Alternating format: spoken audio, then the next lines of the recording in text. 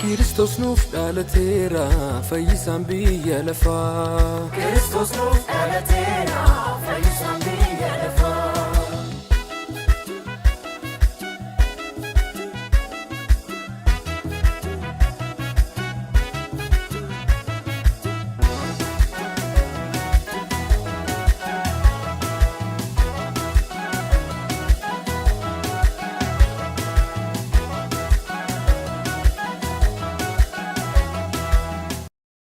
Walitti deebinee jirra daawwattoota keenya sagantaan keenya kan itti aanu sagantaa galatoomaati. Sagantaa galatoomaa keenya har'aatiin abboomaa qaasoo daawwattoonni keenya ayyaana qillee sababeeffachuudhaan eenyu akka galatoomfatan.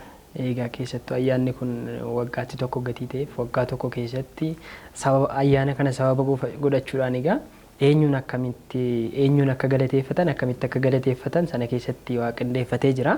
Garuu sana dura ayyaanaanis wal qabsiisee ta'u ayyaana keessattuu ayyaana waggaadhaan dhufus haa ta'u akkamii nama galateeffattu qabda. Akkuma nama hundaa jalqaba namoo akka amantaa isaatti rabbii isaa galateeffata. Alhamdulillah rabbiin jalqaba rabbiin galateeffadha. Itti aanee maatii kiyya hiriyoottan kiyya obboleeyyan kiyya namoonni jireenya kiyya keessa jirtan hundinuu xiqqoo fi guddoo na waliin taatan hundaafuu galatooma. Anillee yeroo baay'ee galatoomaa nan jedha aadaa godhadhee galatoomaa jechuun aadaadhuma keenya kana qofaa miti otoo kaasnee yeroo nullee nun ga'u namni kamiyyuu maqaan dhoofnuufi malee galateeffannee hin fixannu achumaan aadaa galatoomaa kana aadaa haa godhannu. Egaa ayyaana eeggannee qofa osoo hin taane galatoomii kan waliin jechuu qabnu namoonni taateewwan garaagaraatii jira jireenya keenya keessatti kan nu mudatanii gaafa rakkinaa nama nu bira dhaabbateefis gaafa gammachuutis nama tola nu oolee fi galatoomii jechuu aadaa godhachuu qabna. Aadaa galatoomii fi dhiifamaa kun hedduun baratamne. Egaa kanuma wal qabsiisnee digaa nutis waa malee qophii kana hin qindeessine keessattuu immoo qophiin inni kun immoo waa malee miti kan qopheeffannee dhumne ayyaana kana sababa godhachuudhaan abboomaa qaasoo qophii tokko qopheeffatee jira. Eenyuun galateeffata akkamitti galateeffata kan jedhu immoo qophichumarraa daawwanna daawwattoota keenya qophii abboomaa qaasoo qopheesse kunooti daawwanne walitti deebina turtii gaarii.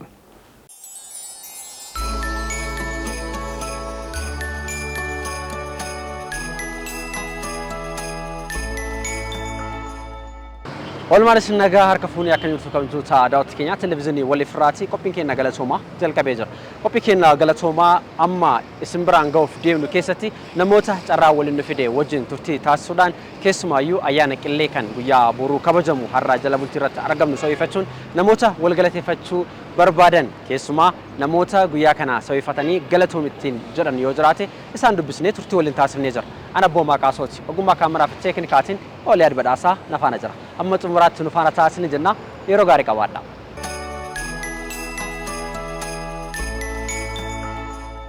Galatoom maqaan keenya jedha.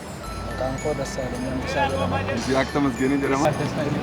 Pastor Indaala Dabalin jedhama. Maqaan koo Dirribaa Fedhasaan jedhama.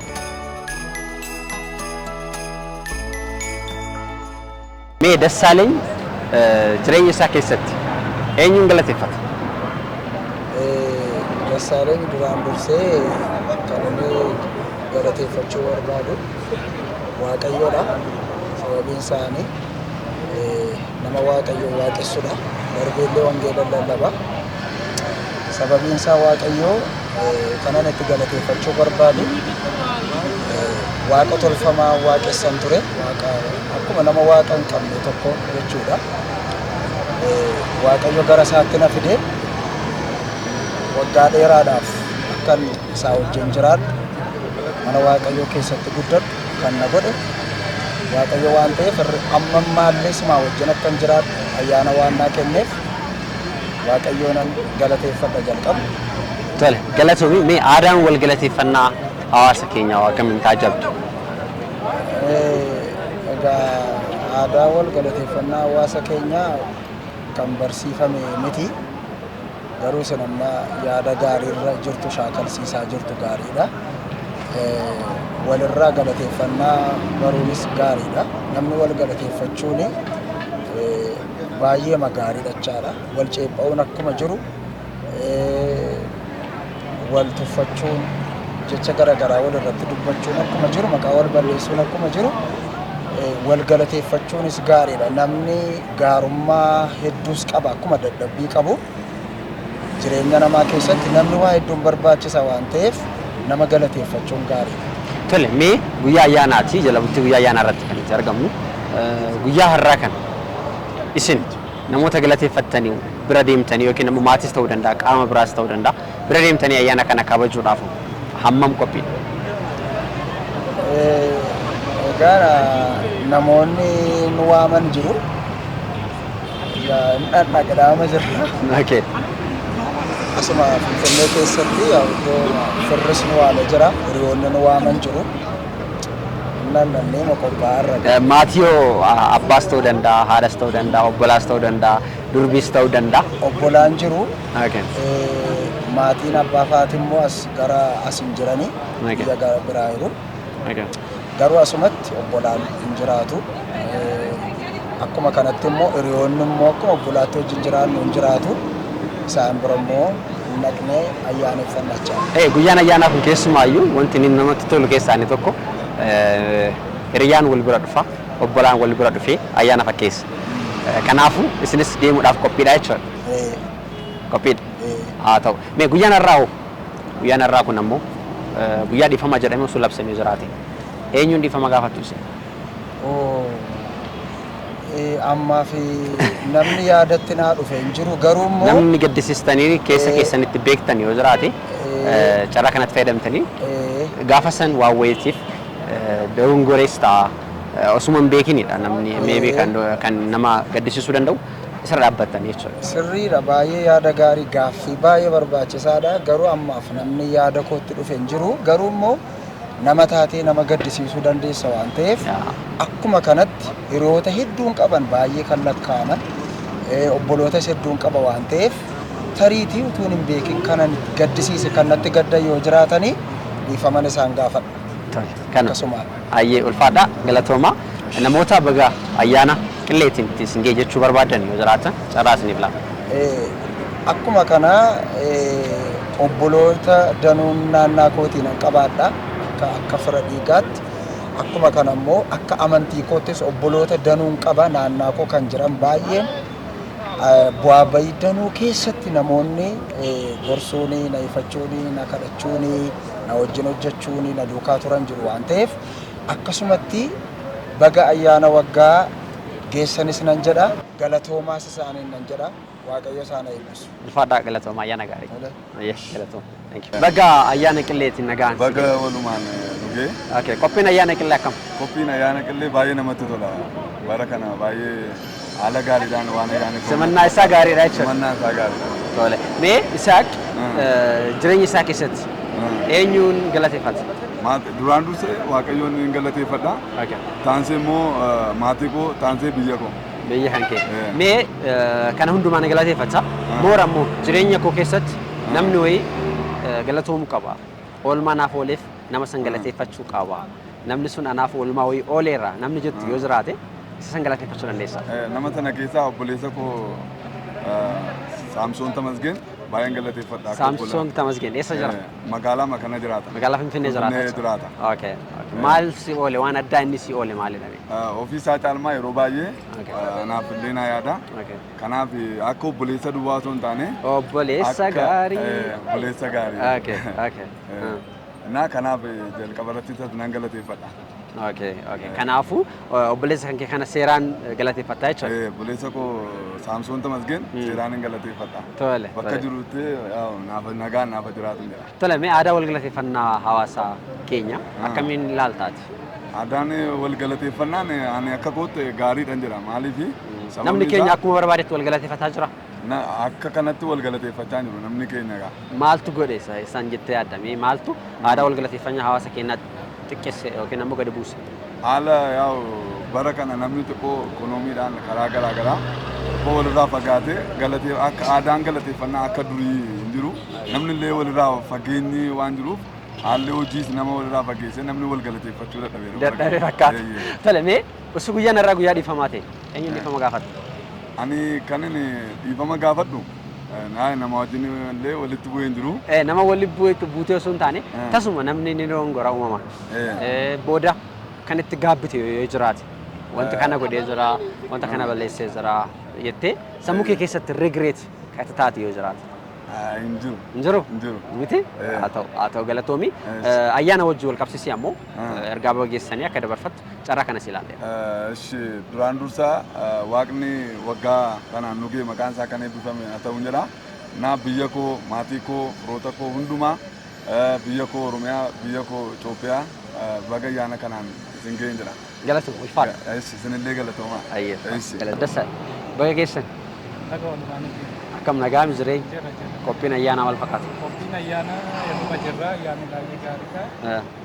Ayyaanni dhaloota Yesuus Kiristoos bara 2016 irratti qophaa'aa jira baay'ee gaariidha. Tole mee Taaddasaan jireenya isaa keessatti eenyuun galateeffata? Ani jiruu kiyya keessatti maatii kiyyan galateeffadha. Ani maatiin koo qonnaan bulaa irraa hin dhaladhe. Maatiin koo baay'ee na waliin ifaajanii na guddisanii. Kanaafuu haadha kootiif abbaa koo baay'ee galateeffadha. Mee maatii kan kee galateeffadhaa maatii kee koo galateeffadhaa jettirta maatiin kan kee eessa jiru amma?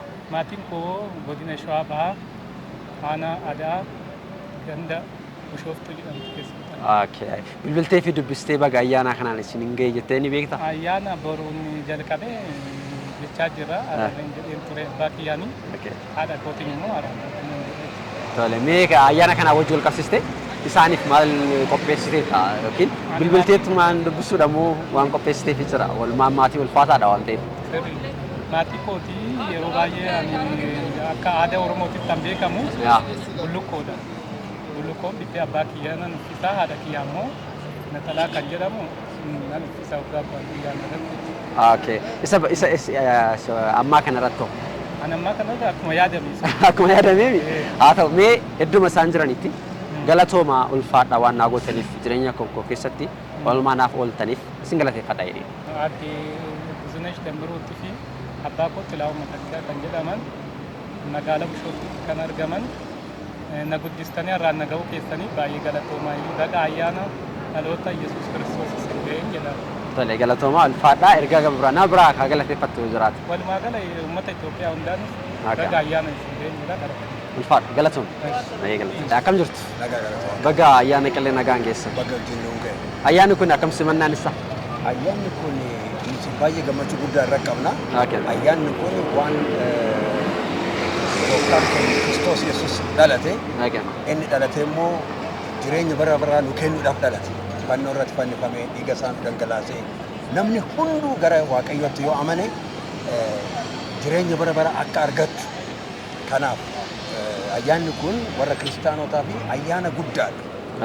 Ayyaanni qillee ayyaana guddaadha. Maaliif Kiristoos Yesuus kan itti dhalate jechaadha. Tole mee ayyaana kana wajjin sobeeffattanii eenyuun galatoom ittiin jettu isin? Tokko kanaan galateeffadhu waaqumaan galateeffadha.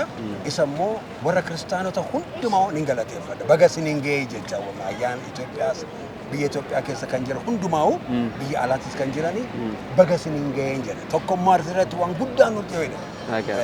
Waa'ee bishaanii baay'ee dubbachuu jira.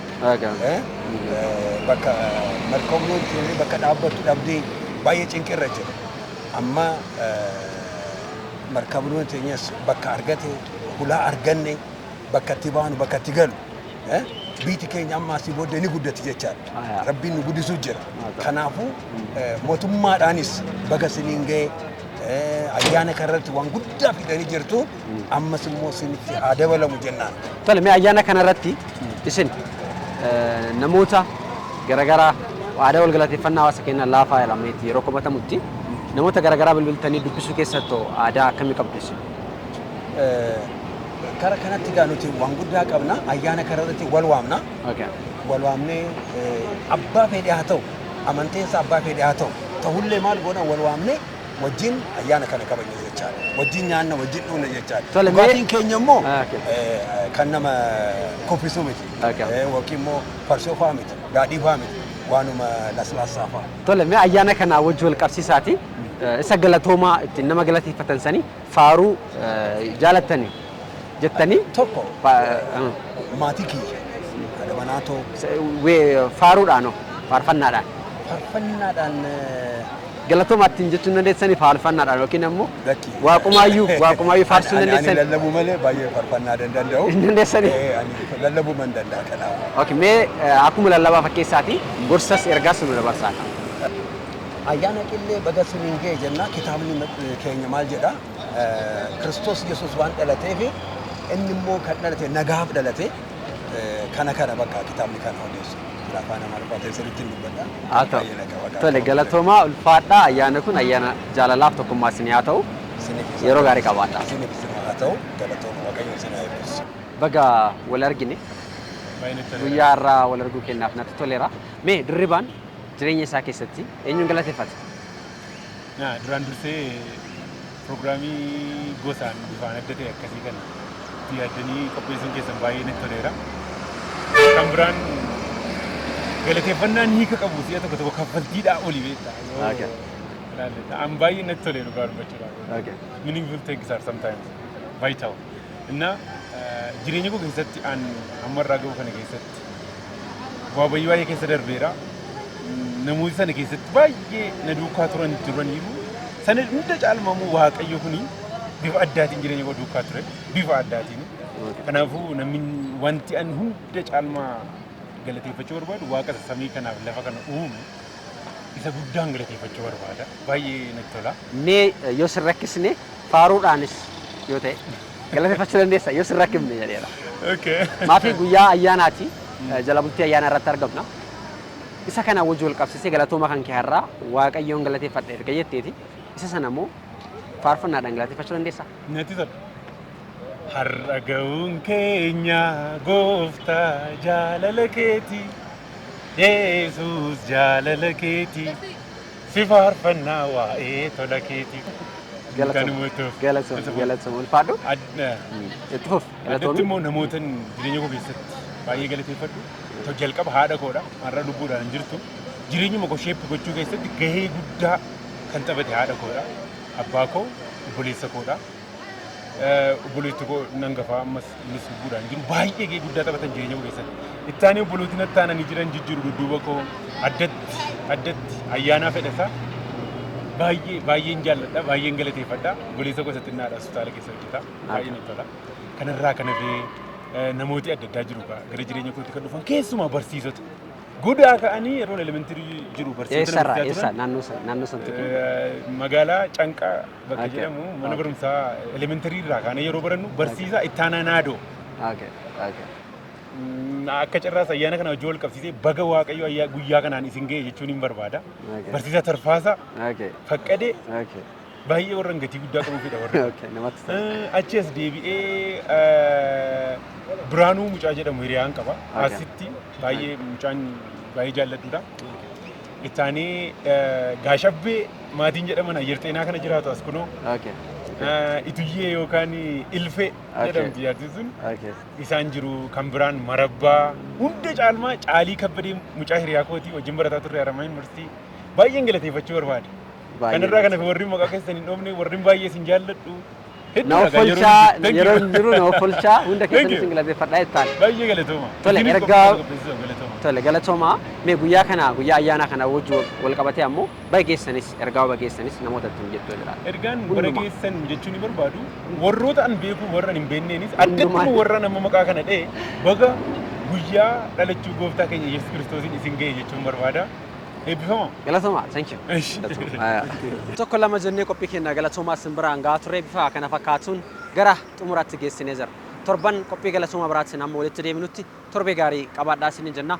Hundi keessanuu sagantaa kana mana keessan teessanii waan daawwattaniif galatoomaa ayyaanni kun kan jaalalaa kan tokkummaa fi kan waan itti yaadan hundumaa argattan isiniif haa ta'u isin jedha. Ana Boomaa Qaasoon ture Oliyaad Badhaasaa ammoo ogummaa teeknikaatiin afaan turee jira. Amma xumuraatti waan daawwattaniif galatoomaa horaa bulaa nagatti. Kristos nuuf dhalateera fayyisaan biyya lafaa. Kristos nuuf dhalateera.